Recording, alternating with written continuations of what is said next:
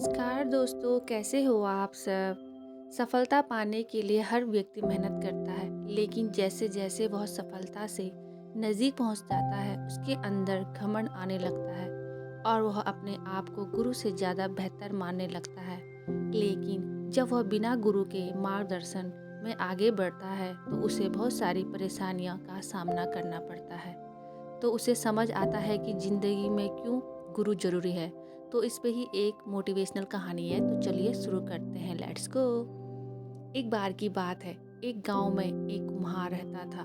वह अपने परिवार का अच्छे से पालन पोषण करता था। वह कुम्हार का एक बेटा था जिसकी उम्र 15 साल थी। वह लड़का खेलता कूदता और पढ़ाई करता था और कभी कभी वो अपने पिता की माटी के घड़े बनाने में मदद भी करता था। जब लड़का घड़े बनाता था तो वह घड़ा अपने पिता को बताता और पूछता कि पिताजी, घड़ा कैसा बना है। तो उसका पिता देखता और बोलता, घड़ा तो अच्छा बना है, लेकिन इसमें एक कमी है, उसको ढूंढो और ठीक करो।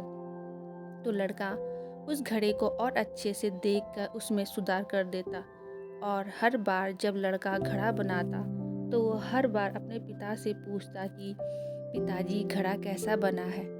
तो उसका पिता देखता और बोलता, घड़ा तो अच्छा बना है, लेकिन इसमें एक कमी है, उसको ढूंढो और ठीक करो। हर बार कुम्हार यही बोलता तो बच्चा उस घड़े को दोबारा से देखता और उसे फिर से घड़े को अच्छे से गोलाई में बनाता। अब धीरे धीरे वह लड़का इसी तरह के घड़े को बनाने लगा और अपने पिता से पूछता तो कुम्हार उसे वही जवाब देता कि इसमें थोड़ी कमी है, देखो और इसमें सुधार करो। और लड़का उसे देखकर ठीक कर देता और अच्छे से उस घड़े को गोलाई देता। और ऐसा होते होते एक समय ऐसा आया कि मार्केट में उस लड़के का घड़ा 500 रुपये का बिकता और उसके पिता का घड़ा 400 रुपये में बिकता। अब कुछ दिनों ऐसा ही चलता रहा और लड़का घड़े बनाते समय फिर अपने पिता से पूछता कि पिताजी, घड़ा कैसा बना है। तो पिता फिर वही जवाब देता कि घड़ा तो सही बना है, बस थोड़ी सी कमी है, देखो और उसे सही करो। जैसे ही पिता ने ये बात बोली, वह लड़का अपने पिता से बोलता है कि आप हमेशा यही बोलते हो, आपको कुछ नहीं पता। मेरा घड़ा मार्केट में 500 का बिकता है और आपका 400 का, और हमेशा इसमें कमी निकालते रहते हो। तो पिता चुप हो जाता है और फिर बोलता है कि ठीक है बेटा, तुझे जैसा अच्छा लगे बना। और फिर पिता अपने काम में लग जाता है और लड़का अपने काम में लग जाता है।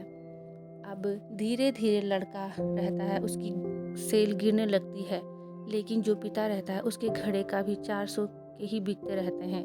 अब लड़का हैरान होने लगता है कि ये क्या हो रहा है। कुछ दिनों बाद उसके घड़ों की प्राइस और कम होने लगती है और वह परेशान हो जाता है।